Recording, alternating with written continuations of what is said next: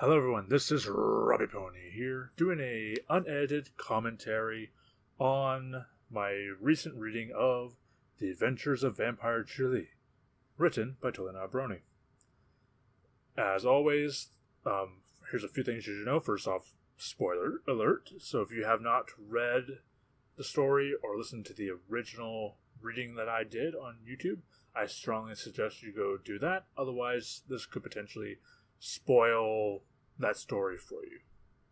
The other thing is you're going to hear me do a lot of breathing, do a lot of stuff with my voice that I'm not going to edit out, because this is what I do for my commentaries. I don't edit them out. Instead, I just talk and you guys listen and you guys to see how bad it could be, I guess you could say, if I didn't edit my readings. Because that's generally what makes them take so long, as I edit them.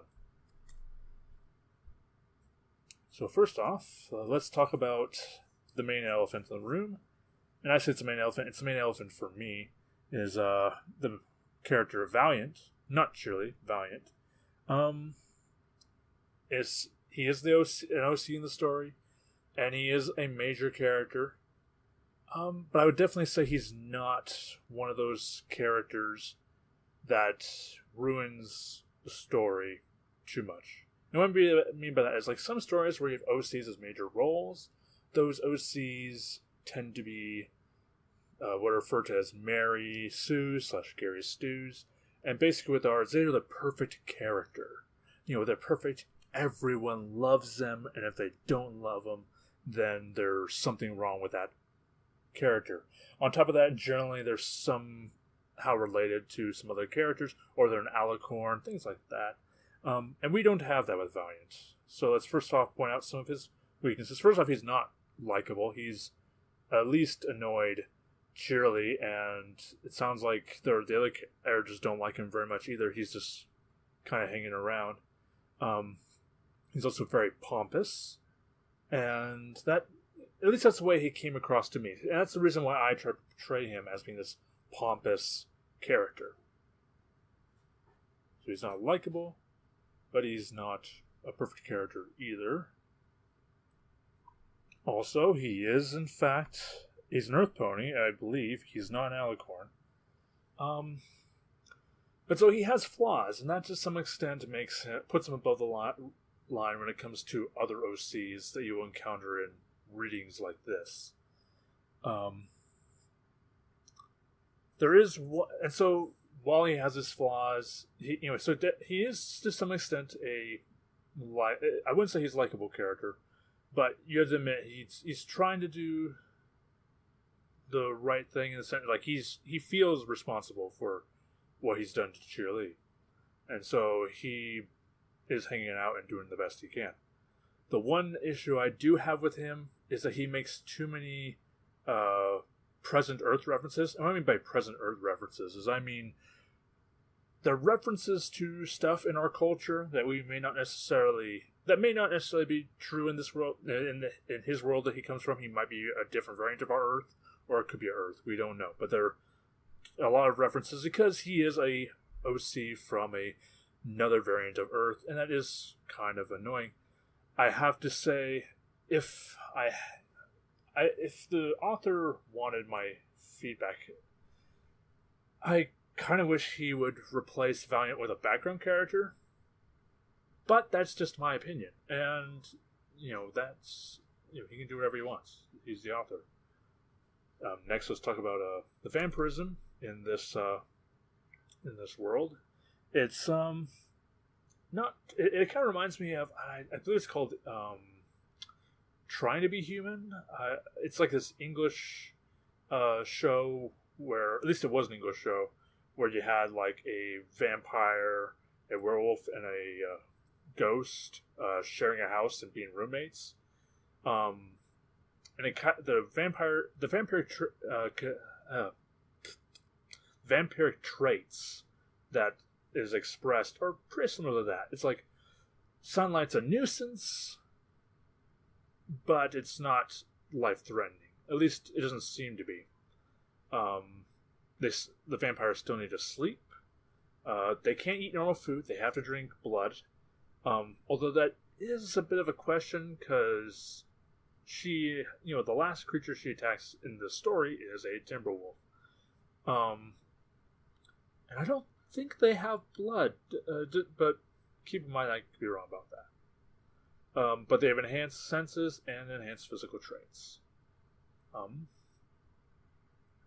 about we just go ahead and switch over to my comments on Cheerilee being a Vampony.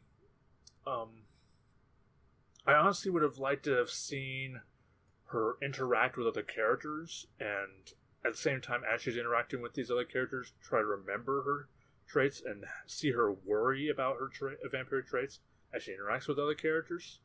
Like, I would have loved to see her work. The one thing I have to say that I do find flawed a bit with her presentation of the story is I kind of wish there was more interaction with her and the townsfolk, and more interaction between her and her students. That's another thing I would have loved to have seen more of in this story.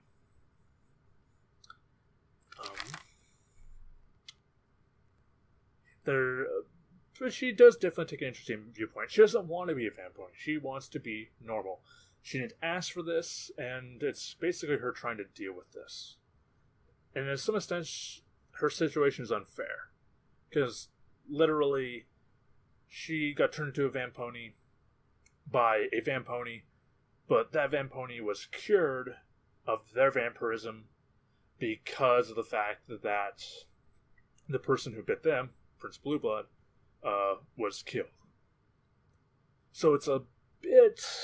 It's definitely an unfair situation. It's like the person who turned you is a regular pony now, and you're a Vampony. What you gonna do about it? They do talk about like how maybe killing Valiant would cure Cheerilee. Would have liked to see a bit more of that pop up as a dilemma. I guess one thing I should also mention is keep in mind, while I'm saying this, you have to also remember that this is me going off of this first reading, this first series I've read of it. Which I do think I'll read some more in the future. So this stuff very well could have been addressed in future stories I don't know about.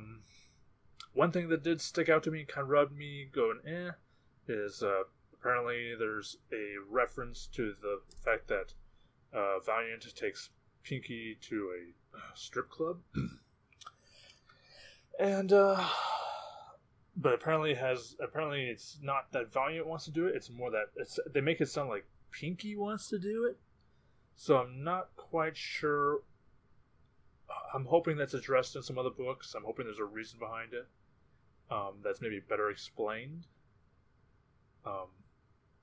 Actually, now that I think about it, wouldn't it be interesting if Pinky is a Vampony who was also bitten by Valiant, and this is her way of, this is how she goes and feeds. That would definitely be interesting, now that I think about it. But if that is the case, it's addressed in a different story, not in this story. So I would definitely be interested in finding out more about that. Not sure how I feel about that, though. Especially, I don't know how I feel about having Ponyville having a strip club in it. Would have liked a bit more action, is another note I put down.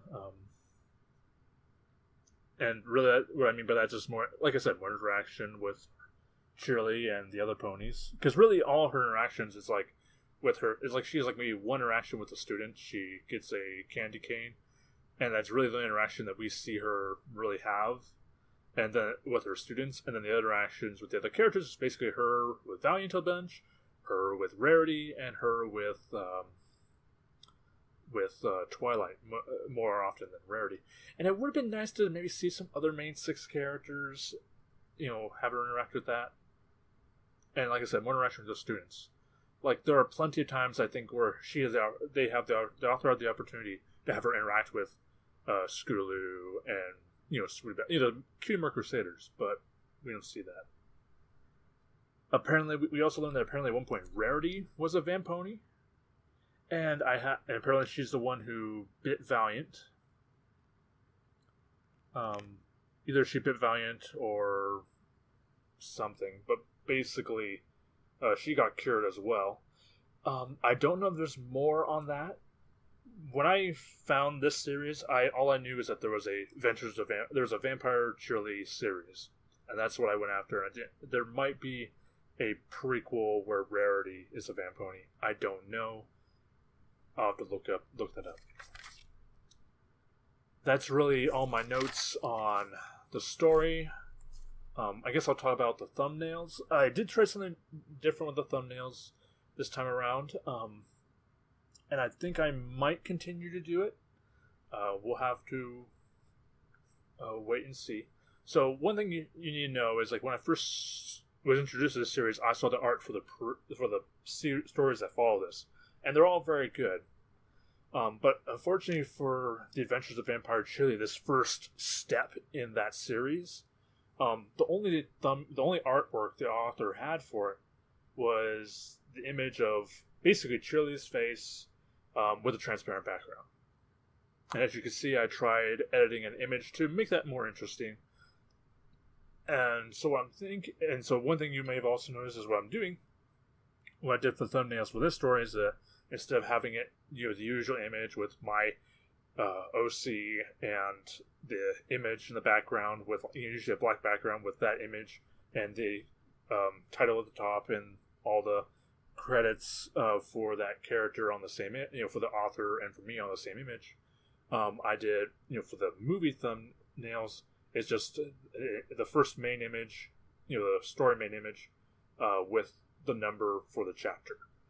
And I'm thinking I might actually like trying to do that for the remainder of my series. It's just like, if the story comes with a piece of artwork already, just use that piece of artwork, put a number on it, with a contrasting color so that it stands out, and that's the thumbnail. And then when you watch the movie, it has the image with the story artwork, my OC, and the author's name and my name and the story title. But feel free to send me some feedback. Say, hey, yeah, that's a good idea, or no, we don't like that. Go back to the old way. So yeah. But yeah, thank you for watching the series.